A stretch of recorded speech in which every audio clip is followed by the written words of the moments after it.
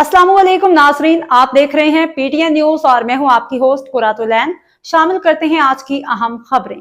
वज़ीर आज़म मोहम्मद शहबाज शरीफ से वफाकी वज़ीर दाखिला मोहसिन नकवी की मुलाकात। वज़ीर दाखिला ने वज़ीर आज़म को रोम और इटली में होने वाले 4 मुल्की वज़राए दाखिला इजलास में अपनी शिरकत के बारे में ब्रीफिंग दी, जिसमें पाकिस्तान के अलावा इटली, स्पेन और यूनान के वज़राए दाखिला शरीक हुए।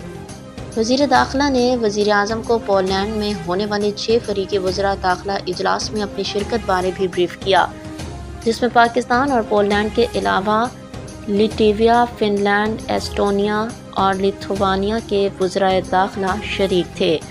दोनों कॉन्फ्रेंसेस में शरीक ममालिक ने पाकिस्तानियों के लिए कानूनी वर्क परमिट के जल्द अज जल्द इजरा पर इत्तफाक किया। वज़ीर आज़म दाखिला की ब्रीफिंग।